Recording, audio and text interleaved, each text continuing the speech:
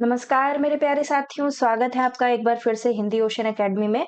आज हम लोग पढ़ने वाले हैं नाखून क्यों बढ़ते हैं निबंध। ठीक है, ये लिखा हुआ है हजारी प्रसाद द्विवेदी जी के द्वारा और इससे अक्सर प्रश्न बन जाते हैं। और छोटा सा निबंध है, इस निबंध को पूरा पढ़ेंगे, इसके जो इम्पोर्टेंट तथ्य हैं उनको समझते हुए आगे बढ़ेंगे। इससे पहले यदि आपने एप्लीकेशन डाउनलोड नहीं किया है तो Hindi ocean academy Google play पे जाकर के आप अपने फ़ोन पे हिंदी ओशन एकेडमी चैनल को एप्लीकेशन को डाउनलोड कर सकते हैं और वहाँ से जाके आप अपनी तैयारी को बेहतर बना सकते हैं। ये कुछ कोर्सेज़ रन हो रहे हैं इस समय और ये जो पहला वाला कोर्स है इसको आप ज़रूर लीजिए और इसमें आपको कंप्लीट इकाई 1 से लेके इकाई 10 तक पूरी की पूरी तैयारी करवाई जाएगी, जिसमें आपको पीडीएफ नोट्स भी मिलेंगे, साथ ही साथ पीवाईक्यू सीरीज़ भी मिलेगी और रामचंद्र शुक्ल की पुस्तक भी पूरी इसमें पढ़ाई गई है। ठीक है, तो इस कोर्स को आप ज़रूर देखिए और अगर आप तैयारी करना चाहते हैं तो बिल्कुल कोर्स ले लीजिए। थोड़ी-सी कीमत आपको चुकानी पड़ेगी लेकिन बहुत बड़ा रिज़ल्ट आपको इससे मिलने वाला है। अगर आपको नोट्स चाहिए तो आप नोट्स के लिए भी संपर्क कर सकते हैं 7209973250 नंबर पर। इस नंबर पे आप व्हाट्सएप करके अपने घर पर अपने एड्रेस पे इस बुक को मँगवा सकते हैं। तो चलिए शुरू करते हैं। नाखून क्यों बढ़ते हैं हजारी प्रसाद द्विवेदी जी का निबंध पढ़ना। इनका जन्म 1907 ईस्वी में हुआ था। याद रखिएगा 1907 ईस्वी में उत्तर प्रदेश के बलिया जिले में हुआ था।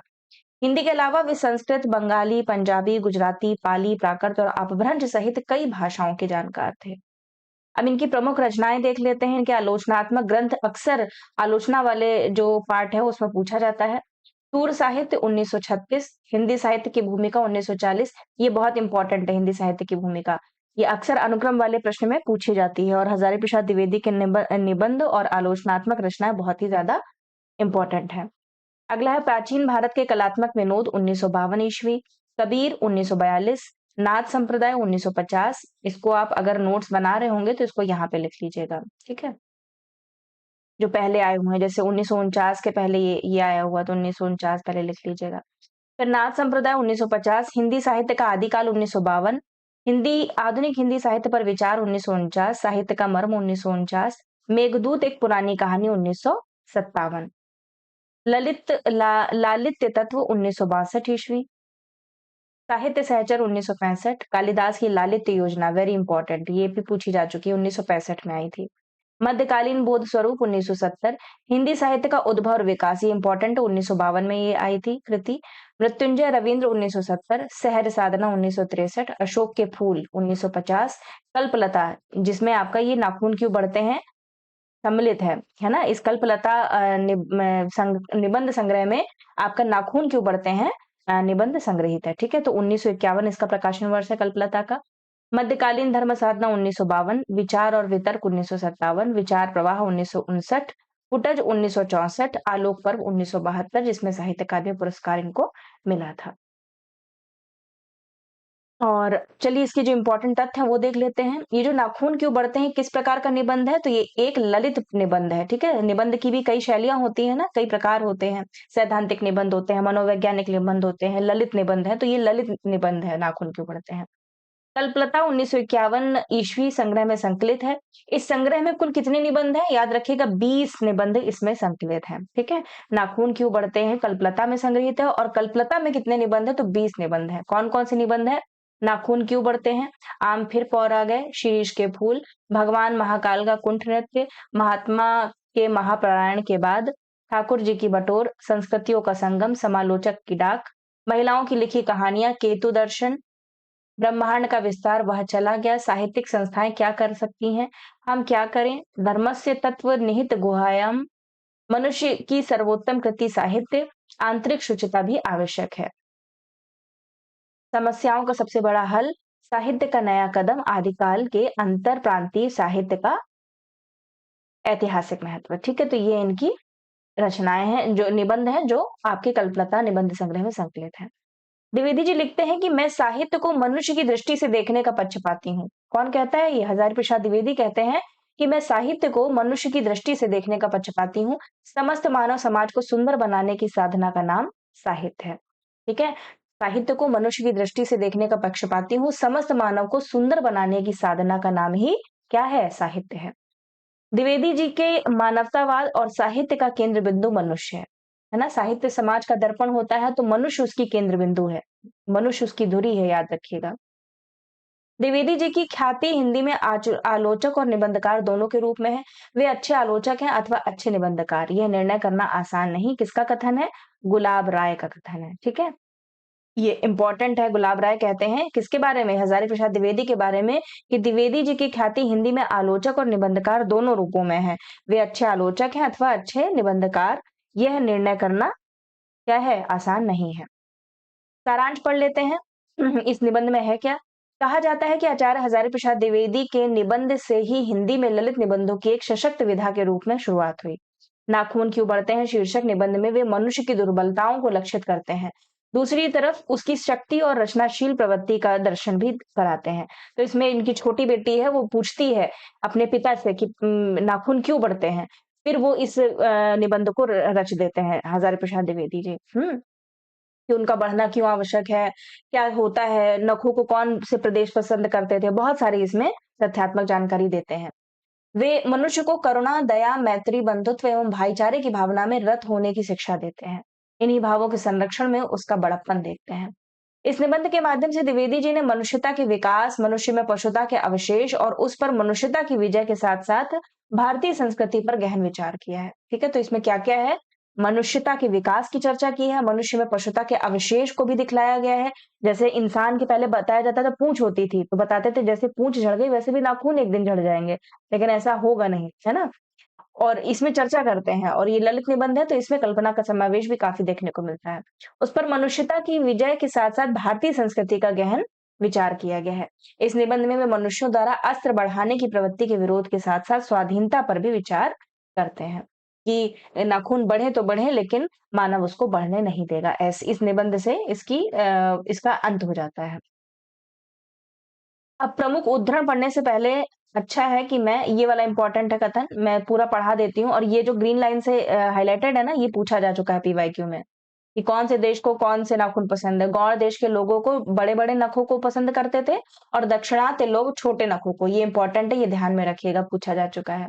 और ये भी इम्पोर्टेंट है कि नाखून का बढ़ना एक है, केश का बढ़ना दूसरा है, दाँत का दोबारा उठना तीसरा है और पलकों का गिरना चौथा है। ये अनायास सहज प्रवृत्तियाँ बताते हैं एक इंसान के शरीर में, ठीक है? पहला कौन-सा है? नाखून का बढ़ना, दूसरा फिर केश का बढ़ना, तीसरा दाँत का दोबारा उठना और चौथा है पलकों का गिरना, ये याद रखिएगा। बाकी मैं अभी पूरा निबंध पढ़ा देती हूँ ताकि आपको अच्छे से और समझ में आ जाए निबंध। तो चलिए शुरू करते हैं, कॉपी और कलम साथ में लेके बैठिएगा। जो इम्पोर्टेंट आपको लगता है तुरंत नोट कर लीजिएगा क्योंकि बाद में आप केवल सुन लेते हैं और उसको नोट नहीं करते हैं। चलिए शुरू करते हैं। बच्चे कभी-कभी चक्कर में डाल देने वाला प्रश्न कर बैठते हैं। अल्पज्ञ पिता बड़ा दयनीय जीव होता है। मेरी छोटी लड़की, ये प्रश्न इम्पोर्टेंट है, यहाँ से बना भी है एमसीक्यू के रूप में, कि इनकी कौन-सा बच्चा पूछता है, मतलब इस तरीके से कि बड़ी बेटी पूछती है, बड़े बेटा पूछता है, छोटी बेटी पूछती है, छोटी लड़की, इस प्रकार से प्रश्न बना भी है। तो याद रखिएगा, इनकी छोटी लड़की प्रश्न करती है कि लड़की ने जब उस दिन पूछ दिया कि आदमी के नाखून क्यों बढ़ते हैं, तो मैं कुछ सोच ही नहीं सका। हर तीसरे दिन नाखून बढ़ जाते हैं। तो कौन से दिन बढ़ जाते हैं? हर तीसरे दिन। आप काटेंगे तो आप तीसरे दिन देखेंगे कि नाखून बढ़ चुके हैं। बच्चे कुछ दिन तक अगर उन्हें बढ़ने दें तो माँ-बाप अक्सर उन्हें डाँटा करते हैं। पर कोई नहीं जानता कि ये अभागे नाखून क्यों इस प्रकार बढ़ा करते हैं। काट दीजिए, वे चुपचाप दंड स्वीकार कर लेंगे। पर निर्लज्ज अपराधी की भांति फिर छूटते ही सेंध पर हाजिर। आखिर ये इतने बेहया क्यों हैं? तो यहाँ पर हजारी प्रसाद द्विवेदी कहते हैं कि इनको काट दो तो चुपचाप दंड भी स्वीकार कर लेते हैं। लेकिन ये इतने निर्लज्ज क्यों हैं कि समय निकलते ही फिर अपना काम करना शुरू कर देते हैं। तो पूछते हैं कि आखिर ये इतने बेहया क्यों होते हैं? कुछ लाख ही वर्षों की बात है। कितने वर्षों की बात है? कुछ लाख वर्षों की बात है। जब मनुष्य जंगली था, वन मानुष जैसा, उसे नाखून की ज़रूरत थी। उसकी जीवन रक्षा के लिए नाखून बहुत ज़रूरी थे। असल में वही उसके अस्त्र थे। दाँत भी थे, नाखून के बाद ही उनका स्थान था। याद रखिएगा, दाँत पर नाखून के बाद उनका स्थान था। पहले नाखून आते थे, उसके बाद दाँत से प्रहार किया जाता था। उन दिनों उसे जूझना पड़ता था, प्रतिद्वंदियों को पछाड़ना पड़ता था। नाखून उसके लिए आवश्यक अंग था। फिर धीरे-धीरे वह अपने अंग से बाहर की वस्तुओं का सहारा लेने लगा। पत्थर के ढेले और पेड़ की डालें काम में लाने लगा। रामचंद्र की वानरी सेना के पास ऐसे ही अस्त्र थे। आपने याद देखा होगा कि जब जा रहे हैं राम जी अपनी सेना को, वानरी सेना को लेकर, तो उनके पास कुछ ऐसा अस्त्र नहीं था। उनके पास क्या थे? पत्थर के ढेले और पेड़ की डालें थी। उसने हड्डियों के भी हथियार बनाए। किसने? मनुष्य की बात कर रहे हैं कि पहले नाखून था, फिर पेड़-पौधों को देखा, फिर बाद में हड्डियों के भी हथियार बनाए। इन हड्डी के हथियारों में सबसे मजबूत और सबसे ऐतिहासिक था देवताओं के राजा का वज्र, जो दधीचि मुनि की हड्डियों से बना था। ठीक है? तो ये इम्पोर्टेंट है, इसको हाइलाइट कर लीजिएगा। क्या इम्पोर्टेंट था? देवताओं के राजा का वज्र जो बना था, दधीचि मुनि की हड्डियों से बना था। मनुष्य और आगे बढ़ा। उसने धातु के हथियार बनाए। जिसके पास लोहे के शस्त्र और अस्त्र थे, वे विजयी हुए। देवताओं के राजा तक को मनुष्यों के राजा से इसलिए सहायता लेनी पड़ती थी कि मनुष्यों के राजा के पास लोहे के अस्त्र थे। तो दधीची की हड्डियों का अस्त्र वज्र होने से कोई फायदा नहीं है, मेन होना चाहिए था लोहे के अस्त्र होने चाहिए। असुरों के पास अनेक विद्याएं थी, पर लोहे के अस्त्र नहीं थे। शायद घोड़े भी नहीं थे। आर्यों के पास ये दोनों चीजें थी। आर्य विजयी हुए। फिर इतिहास अपनी गति से बढ़ता गया। नाग हारे, सुपर्ण हारे, यक्ष हारे, गंधर्व हारे, असुर हारे और फिर राक्षस हारे। लोहे के अस्त्रों ने बाजी मार ली। इतिहास आगे बढ़ा। पलीते वाली बंदूकों ने, कारतूसों ने, तोपों ने, बमों ने, बम वर्षक वायुयानों ने इतिहास को किस किस कीचड़ भरे घाट तक घसीटा है, यह सबको मालूम है। नखधर मनुष्य अब एटम बम पर भरोसा करके आगे की ओर चल पड़ा है, पर उसके नाखून अब भी बढ़ रहे हैं। अब भी प्रकृति मनुष्य को उसके भीतर वाले अस्त्र से वंचित नहीं कर रही है। अब भी वह याद दिला देती है कि तुम्हारे नाखून को भुलाया नहीं जा सकता। तुम वही लाख वर्ष पहले के नखदंतावलंबी जीव हो, पशु के साथ एक ही सतह पर विचरने वाले और चरने वाले। ततः किम, मैं हैरान होकर सोचता हूँ कि मनुष्य आज अपने बच्चों को नाखून ना काटने के लिए डांटता है। किसी दिन कुछ थोड़े लाख वर्ष पूर्व वह अपने बच्चों को नाखून नष्ट करने पर डांटता रहा होगा। लेकिन प्रकृति है कि वह अब भी नाखून को जिलाए जा रही है, और मनुष्य है कि वह अब भी उसे काटे जा रहा है। वे कमबख्त रोज बढ़ते हैं क्योंकि वे अंधे हैं। कौन? नाखून। नहीं जानते कि मनुष्य को इससे कोटि कोटि गुना शक्तिशाली अस्त्र मिल चुका है। मुझे ऐसा लगता है कि मनुष्य अब नाखून को नहीं चाहता। उसके भीतर बर्बर युग का कोई अवशेष रह जाए, यह उसे असह्य है। लेकिन यह कैसे कहूँ? नाखून काटने से क्या होता है? मनुष्य की बर्बरता घटी कहाँ है? वह तो बढ़ती जा रही है। मनुष्य के इतिहास में हिरोशिमा का हत्याकांड बार-बार थोड़े ही हुआ है। यह तो उसका नवीनतम रूप है। मैं मनुष्य के ये याद रखिएगा कि किस निबंध में हिरोशिमा हत्याकांड का जिक्र किया गया है, तो नाखून क्यों बढ़ते हैं में आया है। मैं मनुष्य के नाखून की ओर देखता हूँ तो कभी-कभी निराश हो जाता हूँ। यह उसकी भयंकर पाशवी वृत्ति के जीवन प्रतीक है। मनुष्य की परुषता को जितनी बार भी काट दो, वह मरना नहीं जानती।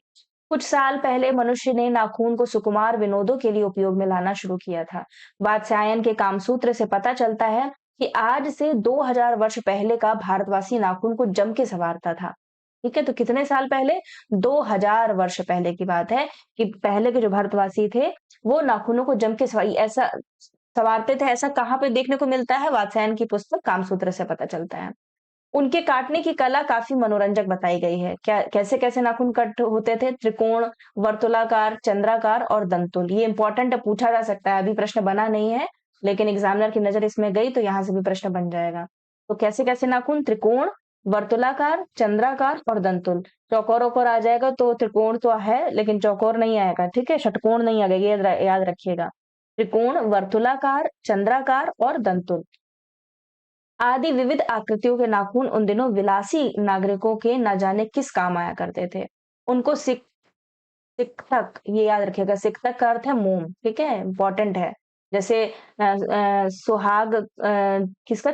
चरेऊ का अर्थ पूछा गया था ना, चरेऊ का अर्थ तो सुहाग चिन्ह होता है। एक कहानी में आया हुआ था ऐसा। वैसे ही इसका भी अर्थ पूछा जा सकता है। सिकतक का अर्थ क्या है? तो मोम है। सिकतक और अलकतक, अलकतक का अर्थ है आलता। ये यत्नपूर्ण रगड़कर लाल और चिकना बनाया जाता था। गौड़ देश के लोग उन दिनों बड़े-बड़े नाखूनों को पसंद करते थे और दाक्षिणात्य लोग उन छोटे नखों को। अपनी-अपनी रुचि है, देश की भी और काल की भी, लेकिन समस्त अधोगामिनी वृत्तियों की ओर नीचे खींचने वाली वस्तुओं को भारतवर्ष ने मनुष्योचित बनाया है। यह बात चाहूँ भी तो भूल नहीं सकता। मानव शरीर का अध्ययन करने वाले प्राणी विज्ञानियों का निश्चित मत है कि मानव चित्त की भांति मानव शरीर में भी बहुत सी अभ्यास जन्य सहज वृत्तियां रह गई हैं। दीर्घकाल तक उनकी आवश्यकता रही है। अतएव शरीर ने अपने भीतर एक ऐसा गुण पैदा कर लिया है कि वे वृत्तियां अनायास ही और शरीर के अनजान में भी अपने आप काम करती हैं। नाखून का बढ़ना उसमें से एक है इम्पोर्टेंट, केश का बढ़ना दूसरा है, दांत का दोबारा उठना तीसरा है और पलकों का नीचे गिरना चौथा है। ठीक है, ये मैंने पहले भी पढ़ा है, ये पूछा जा सकता है। और असल में सहजात वृत्तियां अनजान की स्मृतियों को ही कहते हैं। हमारी भाषा में भी इसके उदाहरण मिलते हैं। अगर आदमी अपने शरीर की, मन की और वाक की अनायास घटने वाली वृत्तियों के विषय में विचार करे तो उसे अपनी वास्तविक प्रवृत्ति पहचानने में बहुत सहायता मिले। पर कौन सोचता है, सोचना तो क्या, उसे इतना भी पता नहीं चलता कि उसके भीतर नख बढ़ा लेने की जो सहजात वृत्ति है वह उसके पशुत्व का प्रमाण है। उन्हें काटने की जो प्रवृत्ति है वह उसकी मनुष्यता की निशानी है। वेरी इंपॉर्टेंट है ना, ये सहजात वृत्ति की बात करते हैं। और यद्यपि पशुत्व के चिन्ह उसके भीतर रह गए हैं, पर वह पशुत्व को छोड़ चुका है। पशु बनकर वह आगे नहीं बढ़ सकता। उसे कोई और रास्ता खोजना चाहिए। अस्त्र बढ़ाने की प्रवृत्ति मनुष्यता की विरोधिनी है। तो कौन सी प्रवृत्ति मनुष्य की विरोधिनी है? अस्त्र बढ़ाने की प्रवृत्ति को। इंपॉर्टेंट। मेरा मन पूछता है किस ओर, मनुष्य किस ओर बढ़ रहा है, पशुता की ओर या मनुष्यता की ओर, अस्त्र बढ़ाने की ओर या अस्त्र काटने की ओर? मेरी निर्बोध बालिका ने मानो मनुष्य जाति से ही प्रश्न किया है। जानते हो नाखून क्यों बढ़ते हैं? यह हमारी पशुता के अवशेष हैं। मैं भी पूछता हूँ, जानते हो ये अस्त्र शस्त्र क्यों बढ़ रहे हैं? ये हमारी पशुता की निशानी है। कितनी गंभीर बात कह दी इस पे, है ना? अस्त्र शस्त्र बढ़ रहे हैं तो ये भी हमारी तो पशुता की निशानी है, और नाखून बढ़ते हैं ये भी पशुता की निशानी है। पूछ रहे हैं कि हम लोग मनुष्यता की ओर बढ़ रहे हैं कि पशुता की ओर बढ़ रहे हैं। ये इंपॉर्टेंट है जो मैंने हाईलाइट किया है, क्योंकि यहाँ से आप कंफ्यूज हो जाएंगे। 15 अगस्त का अगर नाम सुनेंगे तो आप सोचेंगे या तो भारतवर्ष उन्नति से आया होगा, या आपका कौन सा है, दिल्ली दरबार दर्पण से आया होगा। भूल जाइए, बिल्कुल भूल जाइए, याद रखिएगा। ये जो मैंने हाईलाइट किया है यहाँ से लेके यहाँ तक, ये आपका नाखून क्यों बढ़ते से है में आया है कथन। कहते हैं कि भारतीय भाषाओं में प्रायः ही अंग्रेजी के इंडिपेंडेंस शब्द का समानार्थक शब्द नहीं व्यवहृत होता। 15 अगस्त को जब अंग्रेजी भाषा के पत्र इंडिपेंडेंस की घोषणा कर रहे थे, देशी भाषा के पत्र स्वाधीनता दिवस की चर्चा कर रहे थे। इंडिपेंडेंस का अर्थ है अनधीनता या किसी की अधीनता का अभाव, पर स्वाधीनता शब्द का अर्थ है अपने ही अधीन रहना। Very important. ठीक है, तो इंडिपेंडेंस का अर्थ क्या बताते हैं? अनधीनता या किसी के अधीन रहना, और स्वाधीनता का शब्द का अर्थ है कि अपने ही अधीन रहना, है ना? किसी और के अधीन रहना, इंडिपेंडेंस का अर्थ, स्वाधीन का अर्थ अपने ही में अधीन रहना। अंग्रेजी में कहना हो तो सेल्फ डिपेंडेंस कह सकते हैं। मैं कभी-कभी सोचता हूँ कि इतने दिनों तक अंग्रेजी की अनुवार्तिकता अनुवर्तिता करने के बाद भी भारतवर्ष इंडिपेंडेंस को अनधीनता क्यों नहीं कह सका? उसने अपनी आजादी के जितने भी नामकरण किए, स्वतंत्रता, स्वराज्य, स्वाधीनता, उन सब में स्व का बंधन अवश्य रखा है ना? स्व स्व मतलब अपना। क्या यह संयोग की बात है या हमारी समूची परंपरा ही अनजान में हमारी भाषा के द्वारा प्रकट होती रही है? मुझे प्राणी विज्ञान, इंपॉर्टेंट यहाँ से प्रश्न बना है एक बार। मुझे प्राणी विज्ञान की बात फिर याद आती है कि सहजात वृत्ति अनजानी स्मृतियों का ही नाम है। स्वराज्य होने के बाद स्वभावतः ही हमारे नेता और विचारशील नागरिक सोचने लगे हैं कि इस देश को सच्चे अर्थ में सुखी कैसे बनाया जाए। हमारे देश के लोग पहली बार यह सब सोचने लगे हों, ऐसी बात नहीं है। हमारा इतिहास बहुत पुराना है। हमारे शास्त्रों में इस समस्या को नाना भावों और नाना पहलुओं से विचारा गया है। हम कोई नौसिखिए नहीं है जो रातों रात अनजान जंगल में पहुंचाकर आरक्षित छोड़ दिए गए हों। हमारी परंपरा महिमामयी, उत्तराधिकार विपुल और संस्कार उज्जवल हैं।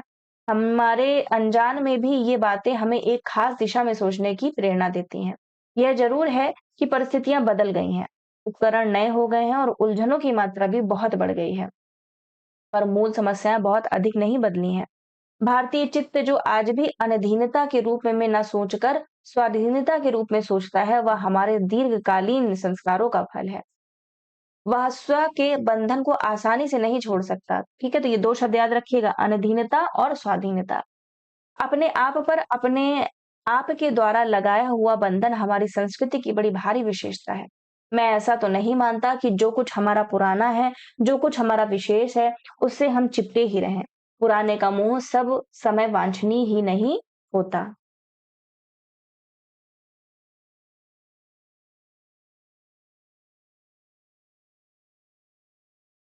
मरे बच्चों की मरे बच्चे को गोद में दबाए रहने वाली इम्पोर्टेंट है यहाँ से, ये कथन इम्पोर्टेंट है,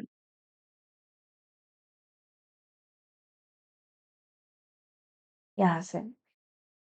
मरे बच्चे को गोद में दबाए रहने वाली बंदरिया मनुष्य का आदर्श नहीं बन सकती, परंतु मैं ऐसा भी नहीं सोच सकता कि हम नई अनुसंधित्सा के नशे में चूर होकर अपना सर्बस खो दें। कालिदास ने कहा था, वेरी इंपॉर्टेंट। किसने कहा था? कालिदास ने कहा था कि सब पुराने अच्छे नहीं होते और सब नए खराब नहीं होते। ये इंपॉर्टेंट है, ठीक है? इसको मैं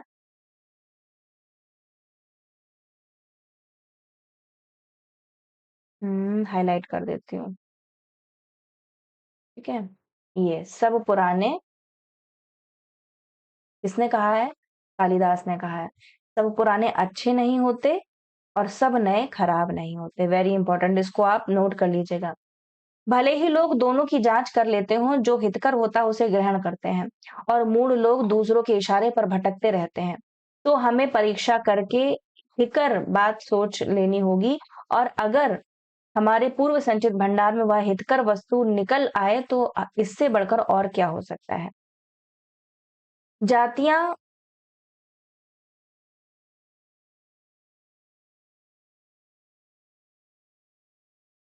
जातियां इस देश में अनेक आई हैं, लड़ती झगड़ती भी रही हैं, फिर प्रेम पूर्वक बस भी गई हैं।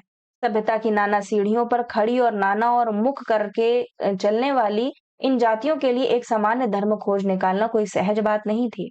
भारतवर्ष के ऋषियों ने अनेक प्रकार से इस समस्या को सुलझाने की कोशिश की थी, पर एक बात उन्होंने लक्ष्य की थी, समस्त वर्णों और समस्त जातियों का एक सामान्य आदर्श भी है। वह है अपने ही बंधनों से अपने को बांधना। मनुष्य पशु से किस बात में भिन्न है? आहार, निद्रा आदि पशु सुलभ स्वभाव उसके ठीक वैसे ही हैं जैसे अन्य प्राणियों के। लेकिन वह फिर भी पशु से भिन्न है।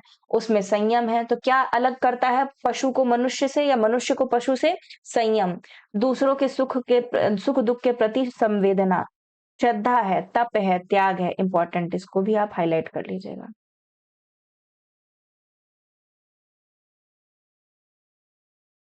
ठीक है? संयम है उसमें, सुख के प्रति संवेदना है, सुख दुख के प्रति श्रद्धा है, तप है, त्याग है। यह मनुष्य के स्वयं के उद्भावित बंधन है, इसलिए मनुष्य झगड़े टंटे को अपना आदर्श नहीं मानता। गुस्से में आकर चढ़ दौड़ने वाली अविवेकी को बुरा समझता है और वचन, मन और शरीर से किए गए असत्याचरण को गलत आचरण मानता है। यह किसी भी जाति या वर्ण या समुदाय का धर्म नहीं है, यह मनुष्य मात्र का धर्म है। महाभारत में इसलिए निर्वैर भाव, सत्य और अक्रोध को सब वर्णों का सामान्य धर्म कहा है। क्या कहा है? किसमें कहा गया है? महाभारत में, याद रखिएगा। एतद्धि तृतीयम श्रेष्ठम सर्वभूतेषु भारत, निर्वैरता महाराज, सत्यम क्रोध एवच। इंपॉर्टेंट है, ठीक है? ये जितने भी आते हैं ना संस्कृत के श्लोक, अभी तक तो हिंदी पे ही आए हुए हैं, संस्कृत के भी श्लोक का पूछा जा सकता है, ठीक है? तो ये नाखून क्यों बढ़ते हैं से है, और ये पंक्ति किससे ली गई है? महाभारत से, ठीक है? अन्यत्र इसमें निरंतर दानशील को भी गिनाया गया है। गौतम ने ठीक कहा है। किसने कहा है? गौतम ने ठीक कहा था कि मनुष्य की मनुष्यता यही है कि वह सबके दुख सुख को सहानुभूति के साथ देखे। Very important. यह आत्मनिर्मित बंधन ही मनुष्य को मनुष्य बनाता है। अहिंसा, सत्य और अक्रोध मूलक धर्म का मूल उत्स यही है। मुझे आश्चर्य होता है कि अनजान में भी हमारी भाषा में यह भाव कैसे रह गया है, लेकिन मुझे नाखून के बढ़ने पर आश्चर्य हुआ था। अज्ञान सर्वत्र आदमी को पछाड़ता है और आदमी है कि सदा उससे लोहा लेने के लिए कमर कसे है। मनुष्य को सुख कैसे मिलेगा? बड़े बड़े नेता कहते हैं वस्तुओं की कमी है और मशीन बैठाओ और उत्पादन बढ़ाओ और धन की वृद्धि करो और बाह्य उपकरणों की ताकत बढ़ाओ। एक बूढ़ा कहता है, इंपॉर्टेंट, ये बूढ़ा किसको बोला गया है पता है? बूढ़ा बोला गया है महात्मा गांधी जी को, ठीक है? महात्मा गांधी को।